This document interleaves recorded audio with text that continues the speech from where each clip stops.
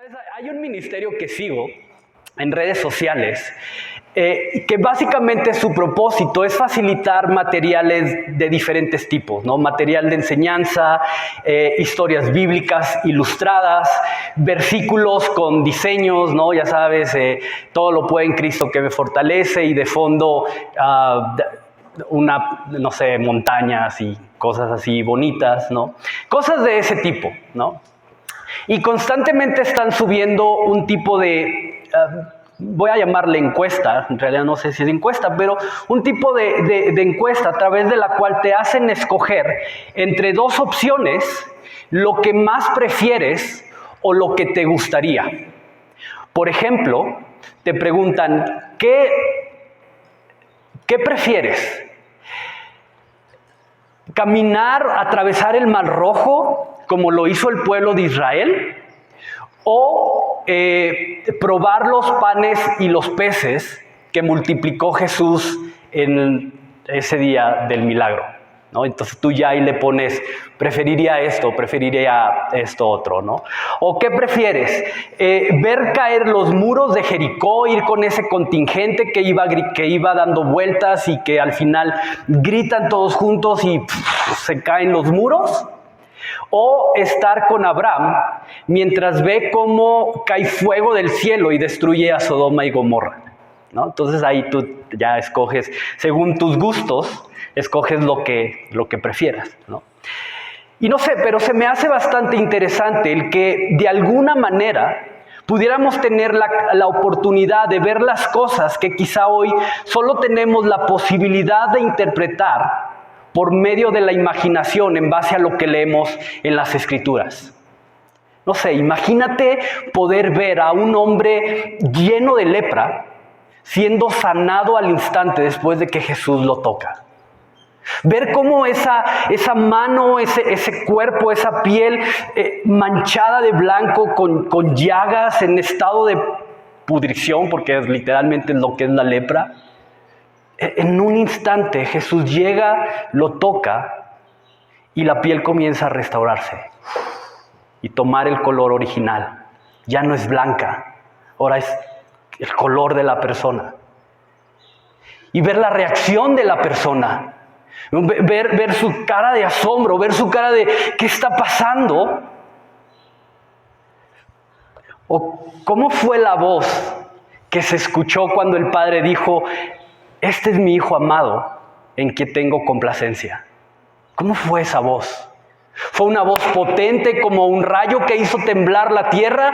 ¿O fue una voz suave, apacible, como un susurro a través de un viento ligero, ¿no? Como este viento que está entrando ahorita, así. ¿Cómo fue? ¿Sabes? Creo que hay cosas que por más buena imaginación que podamos llegar a tener, creo que realmente no nos alcanza para captar la magnitud y el impacto que tuvieron. Y sabes, definitivamente creo que esto mismo aplica cuando hablamos de esta lucha que hay entre reinos, de la cual Pablo nos habla en Efesios capítulo 6. Porque la realidad es que estamos bastante lejos de llegar a comprender, a entender, a imaginar el verdadero impacto y la verdadera magnitud de las batallas que ocurren a nuestro alrededor día con día. Pregunta: ¿alguna vez te has puesto a pensar cuántas veces has estado involucrada o involucrado en una guerra espiritual y no darte cuenta de ello?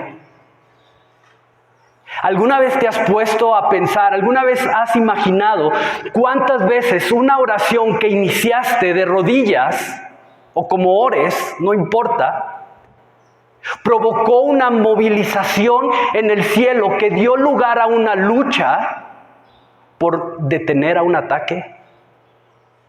¿Cuántas veces tú y yo hemos estado involucrados en esto? Toda la Escritura, toda, nos presenta evidencias de un mundo invisible, pero ojo, porque el hecho de que sea invisible no quiere decir que no sea real y que no esté interactuando entre nosotros. Hay un mundo dentro de nuestro mundo del cual tenemos que estar conscientes. Ojo, conscientes, no afanados, no irnos al extremo, lo veíamos hace uno o dos domingos, no recuerdo, no al extremo de atribuirle todas las cosas a estos espíritus o a esta guerra espiritual, pero tampoco irnos al lado extremo de ignorarlo y simplemente hacer como si no existiera. No, hay que estar conscientes, hay que ser precavidos, hay que estar atentos, hay que saber identificar cuándo estamos involucrados en una guerra espiritual. Segunda de Reyes 6, por ejemplo, nos narra la historia del profeta Eliseo, quien en determinado momento es buscado por el rey de Siria para matarlo. Puedes leer la historia completa en Segunda de Reyes capítulo 6, desde el capítulo 5. Desde el capítulo 5 está esta historia de por qué quiere matarlo. Pero nos narra que en un momento este rey simplemente ordena la movilización de gran parte de su ejército para poder ir y atrapar a este profeta. Y entonces dice el texto que cuando uno de los siervos de Eliseo se da cuenta y ve que el ejército del rey de Siria ya tiene situada toda la ciudad para atrapar a Eliseo, dice el texto que va y le avisa para que de alguna manera él pueda estar atento, que pueda escapar y que no caiga en manos de este rey. Y me encanta la respuesta de Eliseo.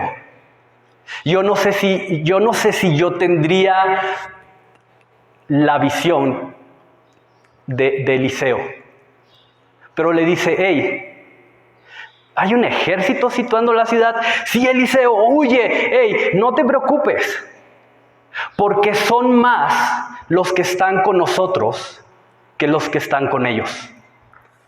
Y luego dice que Eliseo ora para que los ojos de su siervo sean abiertos. Y entonces dice que en un instante su siervo voltea a los montes y ve todo un ejército con carros de fuego y caballo listos para pelear por ellos. ¿Qué pasaría o qué cambiaría en ti si por un instante tuvieras la posibilidad de ver este reino? ¿Qué pasaría? ¿Qué cambiaría en ti si por un instante Dios te diera la oportunidad de ver este mundo espiritual interactuando entre nosotros? Si esto no es suficiente, el libro de Daniel nos describe un encuentro bastante interesante entre Daniel mismo y un ángel que nos ayuda a ver un ángulo un tanto más profundo acerca de este tema. Entonces, ese sí quiero que vayas para allá. Daniel capítulo 10. Entonces, Daniel capítulo 10, versículo 12 al 14.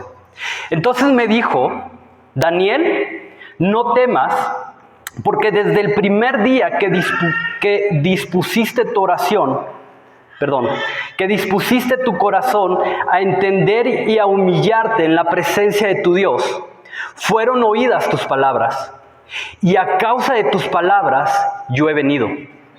Escucha eso: mas el príncipe del reino de Persia se me opuso durante 21 días, pero he aquí, Miguel, uno de los principales príncipes, vino para ayudarme, y quedé allí con los reyes de Persia. Y he venido para hacerte saber lo que ha de venir a tu pueblo en los postreros días, porque la visión es para esos días. Entonces, chécate, deja de darte un poquito de contexto, pero esto que leímos a partir del versículo 12, habla de Daniel, el cual está en una visión. Dice que la visión es tan fuerte, que la visión es tan pesada sobre él, que simplemente cae rostro en tierra. Y luego se narra lo que ya leímos, que un ángel, o al menos es lo que teólogos, y creo que el mismo texto nos deja ver con demasiada claridad, un ángel está hablando con Daniel y le dice: hey, Daniel, desde el día que inclinaste tu corazón a orar, desde el primer día, tu oración fue escuchada, pero por 21 días, 21, el príncipe de Persia simplemente me impidió el paso. Así que tuvo que venir Miguel, uno de los arcángeles principales, para ayudarme. Y mientras que ahora él está luchando, yo he venido para decirte qué es lo que va a pasar con el pueblo. Y no sé, pero para mí esto deja más preguntas que respuestas. ¿Por qué 21 días? ¿Quién es este príncipe de Persia? ¿Por qué luchó? ¿Por qué no lo dejó pasar? ¿Por qué si Miguel, este personaje que se nombra acá, podía luchar con él? ¿Por qué tardó 21 días en aparecer o en llegar y traer esta ayuda? Y no lo sé, realmente no pretendo dar respuestas a algo que durante siglos se ha estado discutiendo o tratando de entender, pero lo que sí nos queda claro es que hay batallas espirituales peleándose alrededor de nosotros. Hay muchas más batallas espirituales peleándose alrededor de nosotros, de las que muchas veces quizá tú y yo hemos llegado a considerar o a imaginar. Entonces, con esto en mente, vamos ahora sí a Efesios, capítulo 6. Efesios, capítulo 6, versículo 13 hasta el 17. Efesios capítulo 6, versículo 13 al 17 nada más. Por tanto, tomad toda la armadura de Dios para que puedan resistir en el día malo y habiendo acabado todo, estar firmes.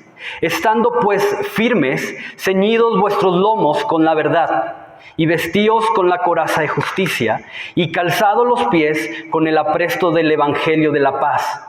Sobre todo, tomar el escudo de la fe, con el que podáis apagar todos los dardos de fuego del maligno, y tomar el yelmo de la salvación y la espada del Espíritu, que es la palabra de Dios. La semana pasada comenzamos a estudiar nada más los dos primeros elementos de la armadura que en Jesús se nos es otorgada para poder hacer frente, para poder luchar, para poder resistir en esta guerra a la cual tú y yo hemos sido llamados. Y recuerda, esta guerra, esta lucha, esta batalla no es opcional. Cada uno de nosotros estamos involucrados en esta lucha. La única diferencia es cómo vas a salir de ella. O vas a salir derrotado, arrastrado, aplastado, o en victoria, como dice la palabra. Entonces, llévate eso. Todos estamos en una lucha espiritual. La diferencia es cómo vas a salir de ella.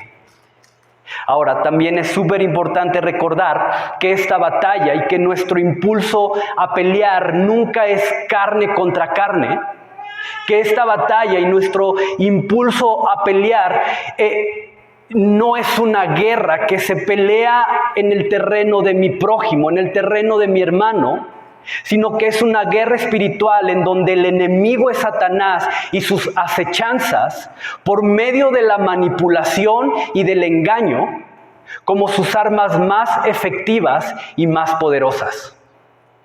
Y en base a eso hablamos del cinturón de la verdad, el cual es un elemento que termina llamándonos a la integridad. Es un elemento que termina llamándonos a una vida en la que se maneja con honestidad esta tensión que siempre existe entre lo que soy en secreto, lo que soy en privado, entre lo que soy cerrando la puerta de mi casa y lo que dejo ver en público.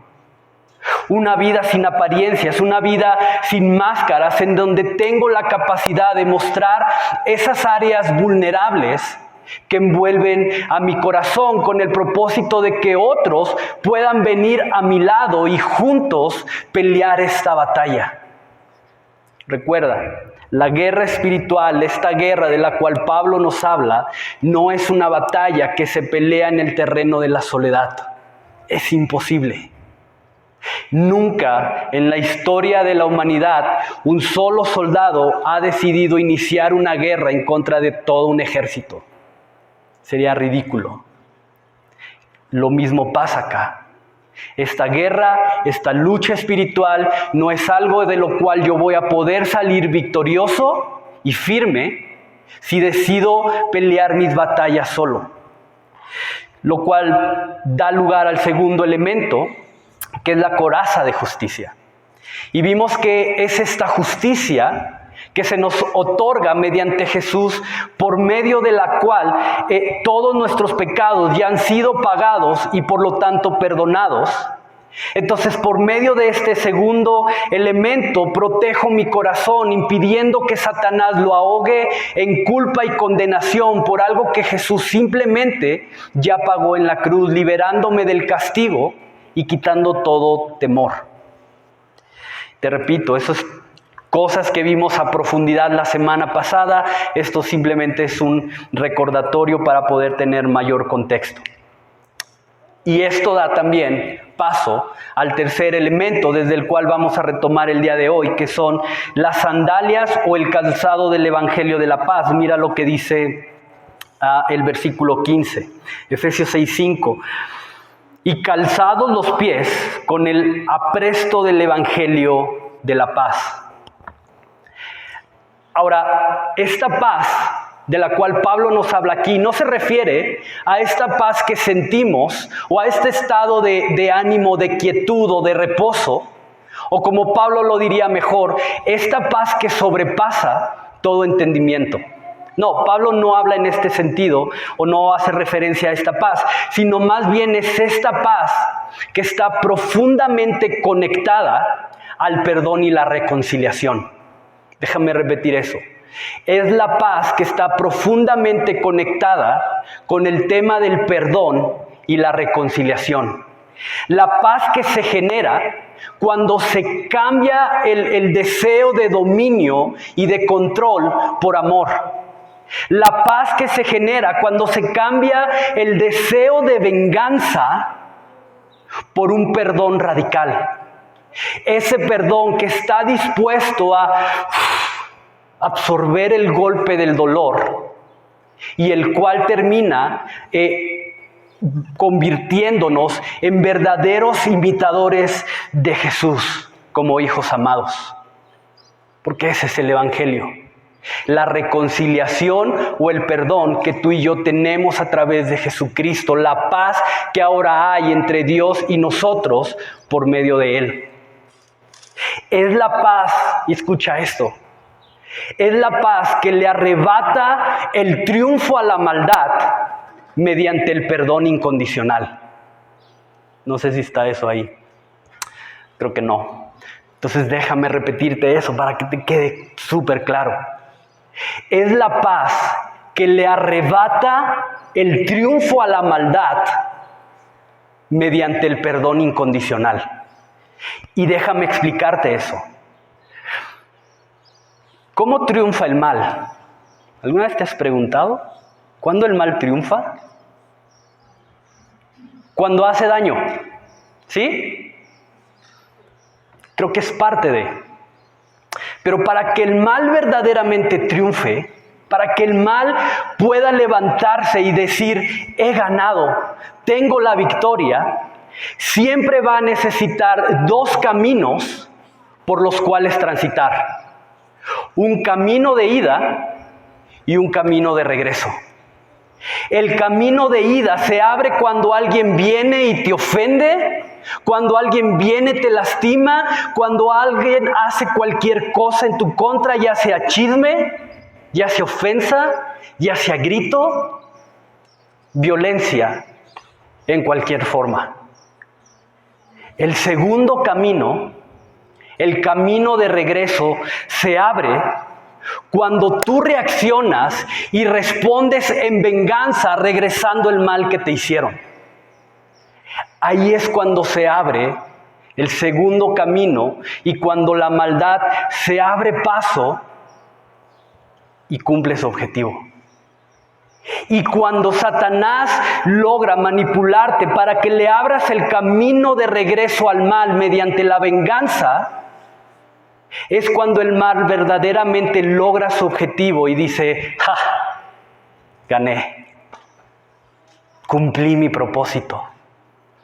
Entonces ve lo profundo de este elemento, porque el calzado del Evangelio de la paz nos permite cortar el camino de regreso, nos permite obstruirle el paso, absorbiendo el golpe de la ofensa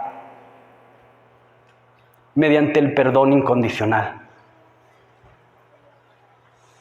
No paguen mal por mal. No contesten con insultos cuando la gente los insulta. Por el contrario, dice Primera de Pedro, respondan con bendiciones cuando vienen estos insultos. Respondan con amor cuando venga esta clase de mal sobre ustedes. No paguen mal con mal. Arrebátale el triunfo al mal, no permitiendo que tenga un camino de regreso. Y sabes, el máximo ejemplo de esto lo tenemos en Jesús. Él nos enseñó cómo cortar, cómo cerrar, cómo bloquear ese camino de regreso al mal. Mira lo que dice Isaías 53 con referencia a esto. Isaías 53, versículo 7. Y creo que ha sido un texto del cual hemos bebido mucho en estas últimas semanas, porque todo se da ahí. Todo se da en Jesús, todo se da en lo que Él nos enseñó, todo se da en su sacrificio, todo se da con ese Señor, perdónalos. Y mira cómo Jesús le cortó el camino al mal. Isaías 53, 7. Angustiado Él y afligido, no abrió su boca. Como cordero fue llevado al matadero, y como oveja delante de sus trasquiladores, se agarró gritándoles toda clase de insultos por lo que le hicieron. ¿Dice eso? Enmudeció y no abrió su boca.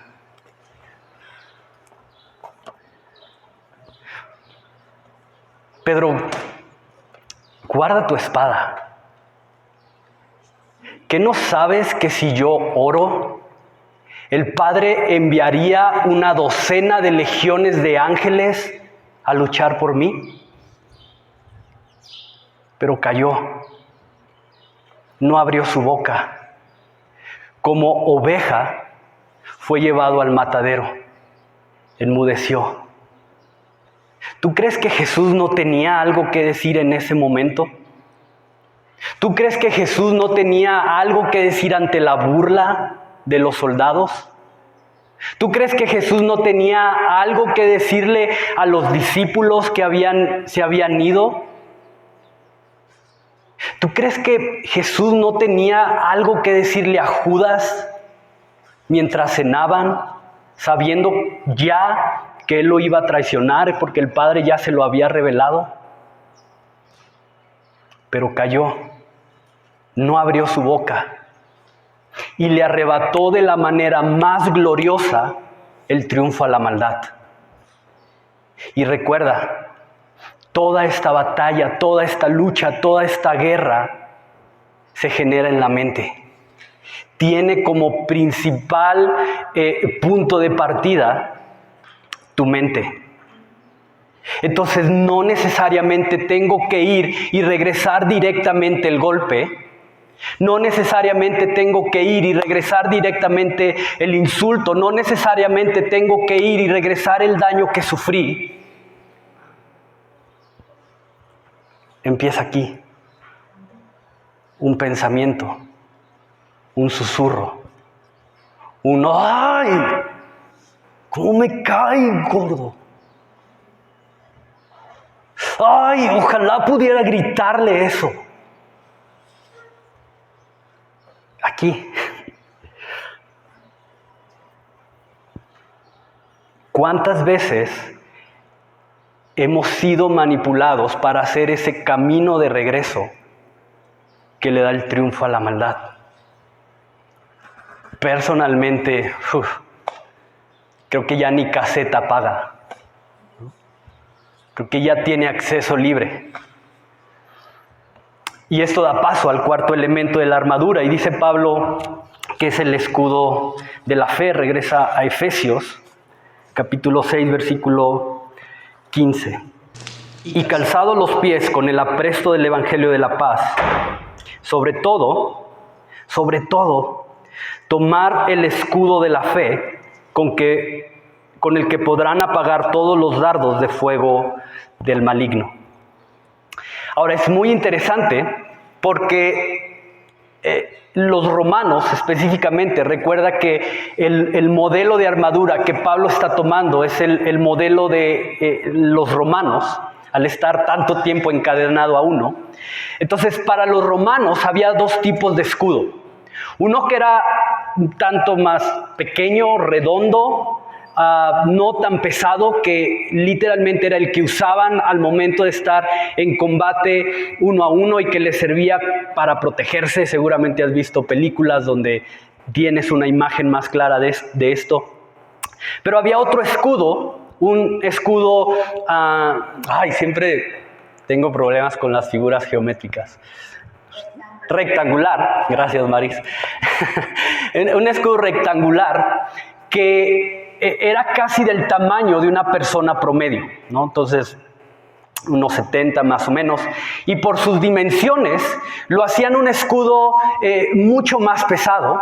Entonces ese no era para el momento de estar peleando, sino que con él el propósito de estos escudos era permitir que determinado número de soldados pudieran avanzar juntos y en grupo y posicionarse cerca de la línea enemiga. Entonces, si les lanzaban flechas o piedras o lo que fuera, ellos con sus escudos tenían la capacidad de protegerse. Lo interesante es que, por ejemplo, la primer línea ponía su escudo en diagonal, ¿no? Sí. ¿Diagonal? Sí. Vertical. Y la segunda línea, o todas las líneas detrás de ellos, ponían sus escudos cubriéndolos, ¿no? Entonces eso hacía que se pudiera formar un tipo de barrera, un tipo de escudo gigante, con el cual el escudo que iba hasta el frente llegaba hasta aquí, lo cual le permitía ver, y el otro escudo lo tenía acá. Y entonces eso los permitía avanzar en grupo. Y te repito, si venía algún ataque con flechas o cosas parecidas, todo rebotaba ahí. Entonces ve lo interesante de este elemento del cual Pablo nos habla aquí.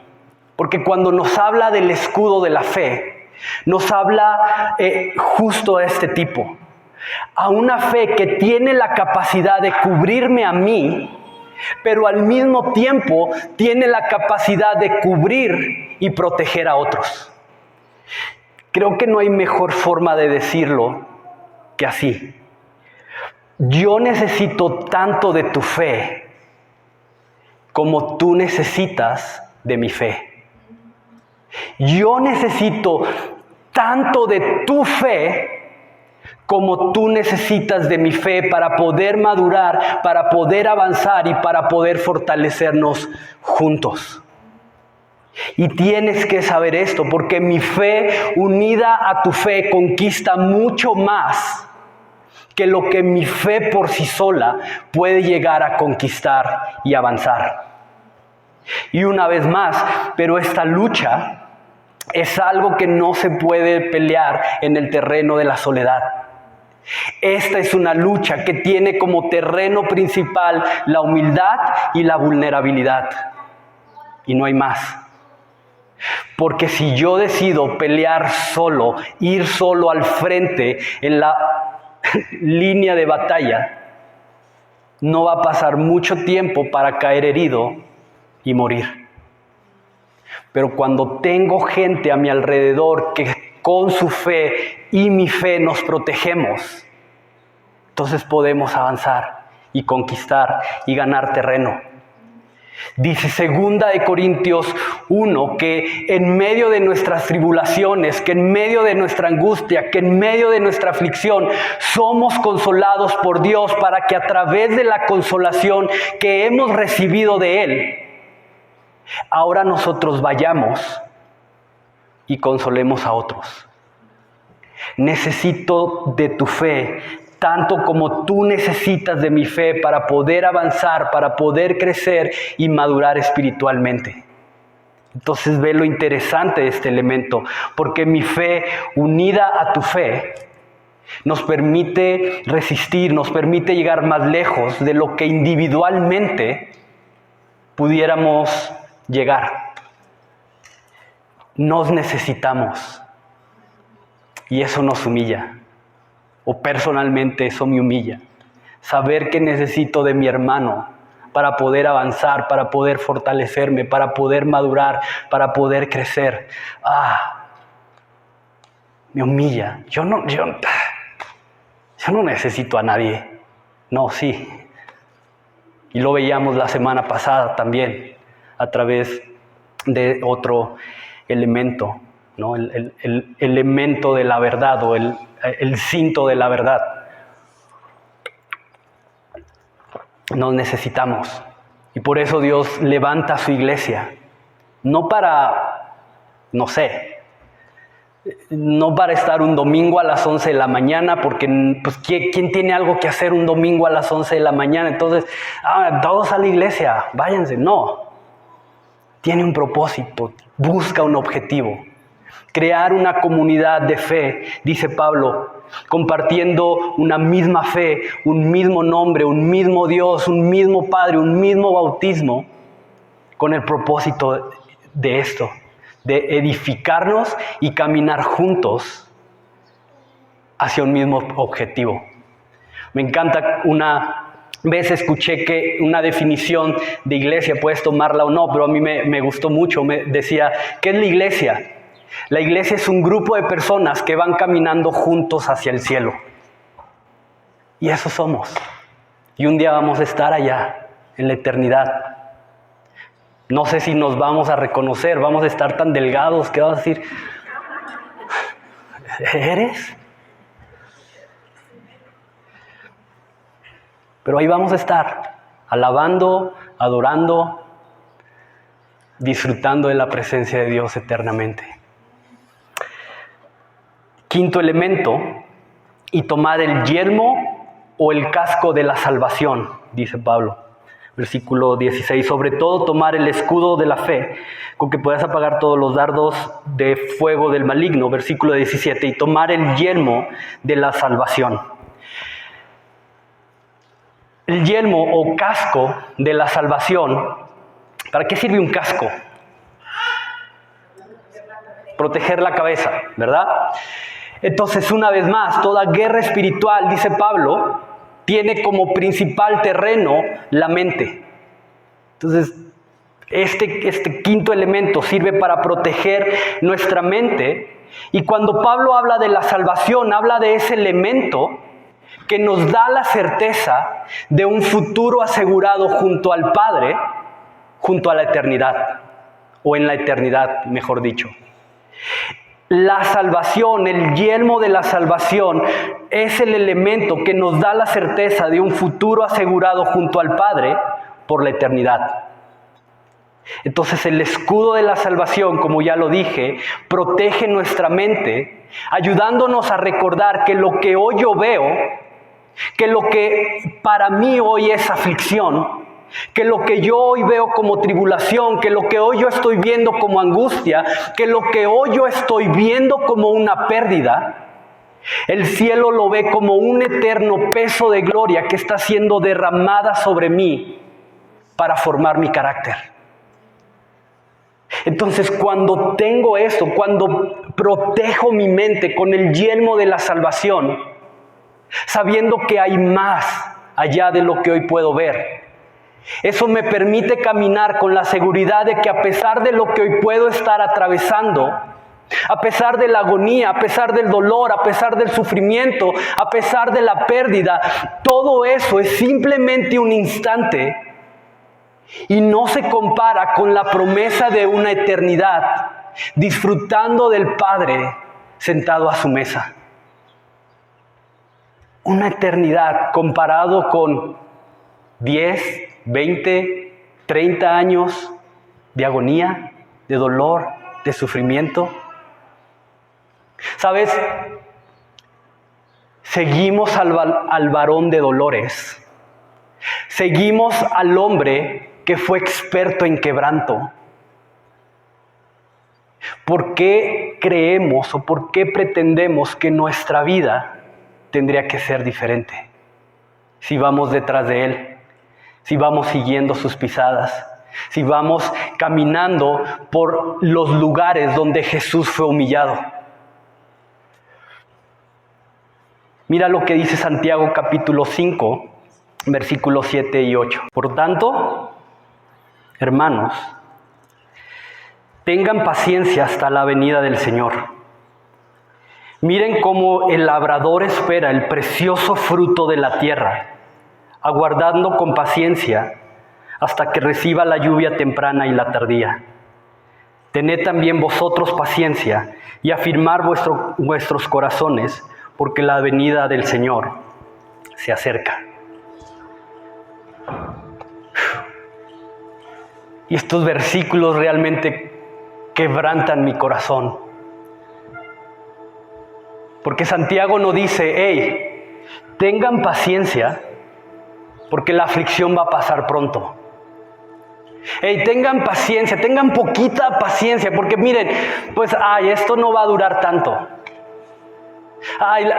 Pues la pérdida, cómprate un perrito y eso sustituye lo que perdiste y ya, hombre, no te preocupes, no te afanes. No, tengan paciencia y fortalezcan su corazón hasta la venida del Señor. Y es súper profundo esto, porque la palabra paciencia tiene una raíz en el griego que hace referencia a esperar con largo ánimo. Esperar con largo ánimo. No resignado. No, pues, ya que. Pues ya perdí esto, pues ya no puedo hacer nada, entonces pues ya me aguanto, vendrá algo mejor o pues no sé cuál es la voluntad de Dios y ya, me espero. No, apunta al corazón y dice, ¡pum! Espera con largo ánimo. Entonces no sé por qué estás pasando hoy. Yo no sé cuánto peso de aflicción has tenido que cargar hasta hoy. Yo no sé cuánto la vida te ha quitado. No sé cuánta injusticia hasta el día de hoy has tenido que soportar. Yo no sé cuánto temor tiene el día de hoy oprimido tu corazón. Pero espera, aguanta. Ten largo ánimo, resiste, porque la venida del Señor se acerca. Y cuando Él venga, cuando el Señor regrese, dice que Él enjugará toda lágrima y ya no habrá muerte, y ya no habrá dolor, y ya no habrá sufrimiento, y ya no habrá tristeza, y ya no habrá confusión, y ya no habrá desánimo, porque las primeras cosas pasaron. Y Él hará todo nuevo, porque Jesús lo cambia todo. Ten ánimo, ten paciencia, aguanta con largo ánimo. Él viene.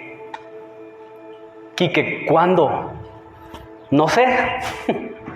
Esto se escribió hace 2000 años y ya estaban esperando su regreso. Quizá tengamos que esperar 2000 años más. Bueno, nosotros no, ya no estaremos aquí. Pero quizá pasarán otros 2000 años y alguien estará predicando exactamente lo mismo. O quizá, como es mi anhelo, sea hoy.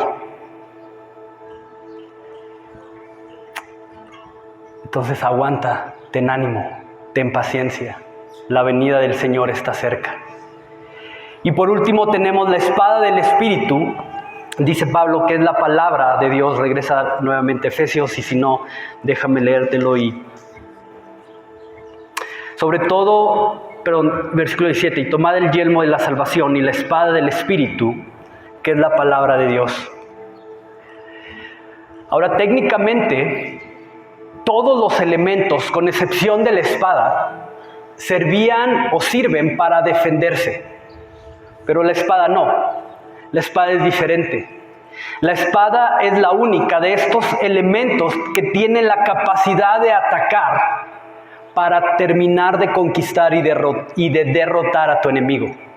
Sí, sirve para defenderte en momento dado, ¿no? Pero es la que clavas. Y esto termina siendo súper interesante, porque en el reino de Dios no se conquista con violencia. En el reino de Dios no se conquista con destrucción. Al contrario, el reino avanza y conquista cuando se trae la palabra y da vida donde hay muerte. El reino de Dios conquista y avanza cuando se usa la palabra para amar y edificar, en lugar de criticar y destruir. El reino de Dios avanza cuando se usa la palabra para traer fe donde no hay esperanza. El reino de Dios avanza cuando se usa la palabra para traer consuelo y levantar en donde hay dolor y desánimo. La espada del Espíritu nos ayuda a avanzar y a conquistar, purificándonos y revistiéndonos de santidad, como dice Pablo, dándonos la convicción de que establecer la voluntad y la visión de Dios es mucho mejor de lo que yo puedo alcanzar por mí mismo. Y tenemos que entender que como iglesia hemos sido llamados a edificar fortalezas, pero no simplemente gritando, no simplemente declarando cosas, no simplemente haciendo, sino esto, tomando nuestro lugar en el reino de Dios, el lugar que Dios quiere que su iglesia tome, sujetándonos profundamente a su voluntad de tal forma que su reino siga avanzando en la tierra hasta que Él venga. Y por eso hoy vamos a tomar la cena del Señor, porque estamos recordando y celebrando, más que recordar, bueno, parte, pero recordando y celebrando que Él viene, que hay señales, y no estoy asegurando nada, no vayas a malinterpretar eso, porque como te digo, desde hace 2000 años están esperando esto, pero su presencia está cada vez más cerca. Y si viniera hoy, ¿cómo te va a encontrar? ¿Te va a encontrar en tu posición, luchando como deberías de estar luchando? ¿O estás derrotado y firme y tirado y aplastado por el enemigo? Y aun cuando eso pase, Él dice, hey, yo estoy contigo, ven, levántate.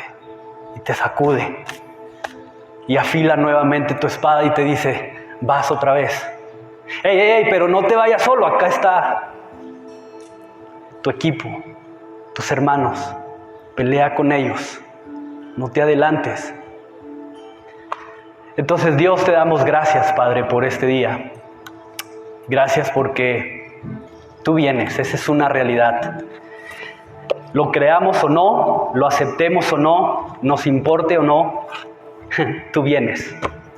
Padre, que no seamos sorprendidos, porque dice tu palabra que tú simplemente vienes como un ladrón en la noche, y que tu regreso va a sorprender a muchos, pero habrá otros tantos que estarán listos, Señor, con sus lámparas bien encendidas, esperando tu regreso. Entonces queremos ser de este grupo, Señor, de los que estemos listos, preparados para cuando tú vengas.